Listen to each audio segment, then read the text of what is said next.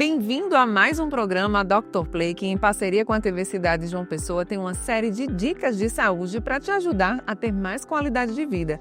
E hoje a gente vai falar sobre um problema sério que tem atingido cada vez mais jovens, a diabetes. A médica entrevistada de hoje é a endocrinologista Ana Luísa Rolim. Veja. Eu sei que muita gente recorre aí ao Google, à internet e acaba até se confundindo, misturando com outras doenças, mas de uma forma muito simples e direta. O que é a diabetes, né? E os seus tipos, porque eu sei que tem aí uma infinidade de tipos de diabetes, né? Isso. Então, a diabetes, de um modo geral, é um grupo de doenças, algumas, porque tem vários tipos, então a gente coloca como um grupo um pouquinho heterogêneo de doenças relacionadas à glicose aumentada, a hiperglicemia. Então, essa glicose aumentada, esse açúcar aumentado no sangue, pode ser devido à má ação da insulina, a pessoa até tem insulina, mas essa insulina não age corretamente, ou relacionado à falta de insulina realmente, né? Quando a pessoa não produz insulina de forma adequada e a glicose fica alta por causa disso. A insulina é um hormônio que a gente produz no pâncreas e é super importante para essa regulação dos níveis de glicemia no nosso organismo. Então, quando o organismo ou não produz, ou até produz, mas tem uma ação insuficiente da insulina, isso causando hiperglicemia, causando glicose alta, a gente chama de diabetes. E aí tem vários tipos realmente de diabetes. O diabetes, a gente tem diabetes tipo 2, que é o mais comum, 90% das pessoas no mundo tem diabetes tipo 2. A gente tem o diabetes tipo 1, que aí gira em torno de 5% a 10% da população geral. E tem outros tipos um pouquinho menos comuns de diabetes, mais raros, que contabilizam menos de 5% dos tipos de diabetes. A gente tem também diabetes gestacional, que é um tipo de diabetes um pouquinho que corre ali na marginal ali, porque é um diabetes que começa durante a gestação, mas o importante é que de todos esses tipos de diabetes, a gente tem que cuidar para ter um bom controle e evitar as complicações da doença. E aí, para se fechar um diagnóstico de ter diabetes, é simples? Existe um exame específico? São um conjunto de fatores que vai determinar que uma pessoa tem diabetes ou não? Isso, boa pergunta. Porque a gente tem exames para diagnosticar a diabetes e tem números para isso, tem parâmetros para isso. Diabetes, seja tipo 1, tipo 2, né? Diabetes de uma forma geral, a gente fala quando a glicemia de jejum, que é a glicose que é colhida lá no laboratório, que a pessoa faz em jejum, pelo menos 8 horas de jejum, está de 126 para cima, miligramas por decilitro. Então, quando essa glicemia está realmente aumentada, a gente chama de diabetes. Só para ter um adendo aqui, que é importante falar o que é o normal. Porque o normal da glicose, do açúcar do sangue em jejum, para você ter uma noção, né, é até 99. Então, se a pessoa tem glicemias de jejum acima de 126, maior ou igual a 126, a gente chama de diabetes. Outro exame que se usa também, além da glicemia de jejum colhida no laboratório, é também um outro exame feito no laboratório, que é o exame da hemoglobina glicada. É um outro exame que o seu médico pode pedir para verificar e ele dá um número em percentual. E ele fala para a gente como se fosse um histórico da tua glicemia dos 3 meses anteriores. Ele faz uma retrospectiva de 3 meses de como que está a sua glicemia e tem também um número para isso. O normal dessa hemoglobina glicada é até 5,7. Quando esse número dá acima de 6,5, maior ou igual a 6,5%, vem uma porcentagenzinha lá, a gente chama também de diabetes. E um terceiro exame que se pode pedir, então a gente já pode fazer para diagnosticar uma glicemia de jejum, esse exame da hemoglobina glicada, que também é um exame de sangue feito em jejum, ou não, nem necessariamente precisa de jejum para fazer.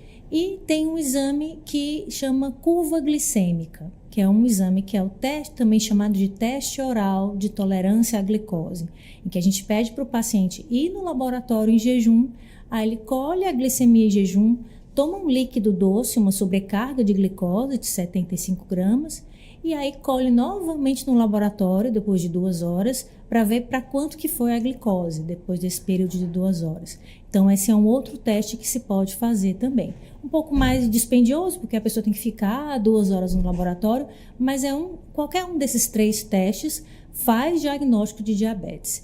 E é claro, quando a gente tem alguma dúvida, né, a gente pode repetir um dos testes, fazer um outro, né, para realmente ter esse diagnóstico de forma mais certeira. Quais são os principais sinais, né, e sintomas? Eu acredito que tem muita gente que se preocupa com a diabetes um pouco mais quando já tem um fator hereditário, né, quando já passou por algum problema na família. Isso. Mas tem gente que em exames de rotina pega de surpresa. Isso. Tem gente que talvez não tenha nenhum sintoma, mas a diabetes, ela dá sinais, ela evidencia alguns sintomas que as pessoas, sabendo, podem ficar alertas, né? Sim, a pessoa pode ter sintomas, mas o mais comum é isso que você falou, Heloísa. Diabetes é uma doença na grande maioria das pessoas. Como a grande maioria tem diabetes tipo 2, a maioria das vezes a pessoa descobre assim, sem estar sentindo nada, né? Com exames de rotina, ou porque vai fazer uma cirurgia e o cirurgião pediu para fazer uns exames pré-operatórios, ou porque vai tirar um dente e o dentista quer saber como é que está a glicemia.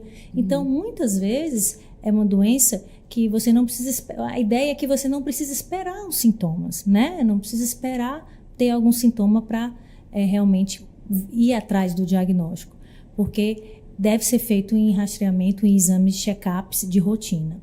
E aí, geralmente, sim, quando a pessoa tem sintoma, aí é mais fácil de evidenciar, tá?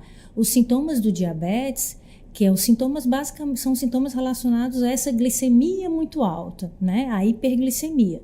Então, quando a glicose, o açúcar está muito alto no sangue, a pessoa vai ter sede excessiva, muita sede, vai fazer muito xixi durante o dia, beber muita água, durante o dia e durante a noite também. Às vezes tem gente que acorda 4, 5 vezes à noite para fazer xixi, ou mais. Tem paciente que a gente vê que quase não dormem.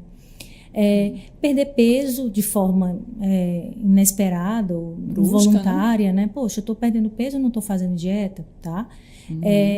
Fome excessiva, então às vezes a pessoa até come, mas está perdendo peso, tá? Então fadiga, cansaço, indisposição, tudo isso está relacionado a esses sintomas de glicemia mais alta. E aí, a partir do momento que a glicemia vai ficando cada vez mais alta, os sintomas também vão ficando mais evidentes, né? A ponto da pessoa ter cada vez mais indisposição, perder mais peso, até pode ficar desidratado, né? E chegar até a situações mais emergenciais, tá? Como emergências hiperglicêmicas graves, que chegam a ter que internar a pessoa para hidratar e para controlar a glicemia. O fator hereditário, ele é determinante para que, por exemplo, minha mãe tem diabetes, necessariamente eu vou ter. Ele é determinante, ou o que vai determinar é o estilo de vida, é a alimentação, são outros fatores, digamos que externos, né? Isso. É tudo junto e misturado, na verdade, né? Porque, é claro, quando eu tenho um familiar muito próximo, a minha mãe, meu pai, os dois com diabetes, meu risco de diabetes é maior. Então, são fatores... A gente pode taxar aí 50% ou não? Não tem muito esse percentual bem estabelecido, né? Era bom se a gente soubesse, né? Nosso risco assim com tanta precisão. Mas, assim, a gente tem fatores que são modificáveis e tem fatores que não são modificáveis. Quais são esses que não são modificáveis? É a nossa genética, né? A gente nasceu do nosso pai, da nossa mãe, da nossa família, não tem jeito. Outro fator que não é modificável é a nossa idade. Para quem tem diabetes tipo 2, eu estou falando, né? Quanto mais idade a gente tem, maior também é o nosso risco de ter diabetes, tá? E esses são fatores realmente que não são modificáveis. Mas, para falar, né, para dar boas notícias, a gente tem alguns fatores que modificam a nossa história em relação à diabetes. Então, mesmo às vezes que eu tenha pai e mãe com diabetes, não quer dizer que isso é um destino, não é uma estrada certa. Se eu cuidar dos fatores que são modificáveis, pode ser que eu não tenha, ou até pode ser que eu tenha, mas que isso seja um diabetes lá muito no futuro, ou mais fácil, mais fácil de tratar, né? Com menos complicações. Que aí são o sedentarismo, tem que ser modificado, a pessoa tem que fazer atividade física, o fato de fumar, então não fumar é importante, né? Para evitar o diabetes, hipertensão, controlar a hipertensão, fatores como excesso de peso, que é um fator super importante. Então, a maioria das pessoas que têm diabetes tipo 2 são obesas ou têm sobrepeso. 80% das pessoas têm sobrepeso ou obesidade. Então, o controle do peso também é um fator importante para a gente evitar de evoluir para diabetes no futuro. Temos agora um pequeno intervalo e daqui a pouco a gente volta com a continuação dessa entrevista com a endocrinologista Ana Luísa Rolim. É um instante só, aguarde.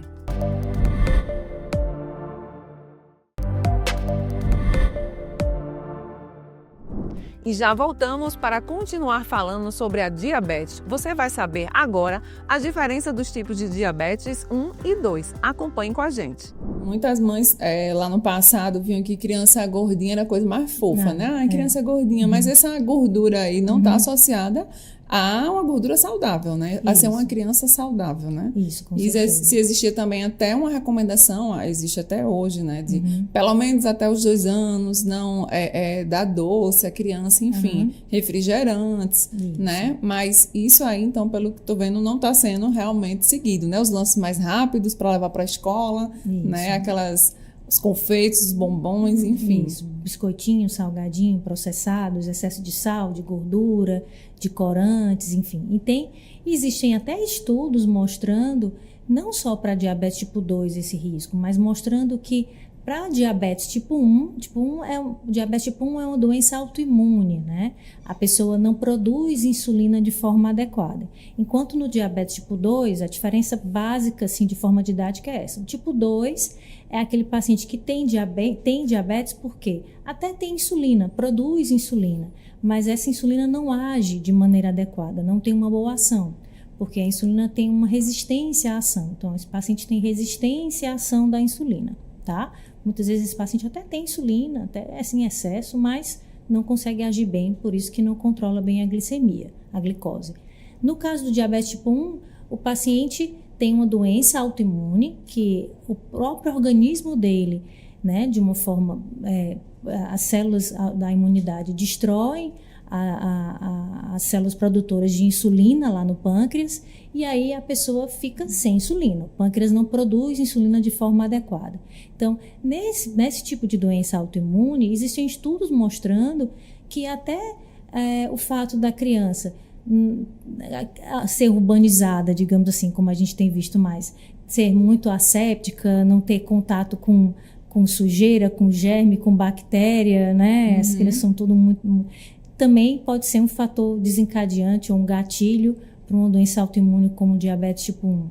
Ou então a exposição muito precoce na infância a leite de vaca, né? Que as crianças não têm um aleitamento materno, né, de forma adequada e acabam usando fórmula numa idade muito precoce. Então, até esses tipos de comodidades, comodidades não, mas costumes da vida moderna e da vida urbanizada acabam mostrando, tem estudos mostrando que isso realmente pode funcionar como gatilho para diabetes tipo 1, no caso, na infância. Como é a vida, né, de uma pessoa com diabetes, né? Quais são as limitações dela e quais são as permissões, digamos assim, né? Para se ter aí um mínimo de uma vida tranquila, né? Normal, como qualquer uma outra pessoa.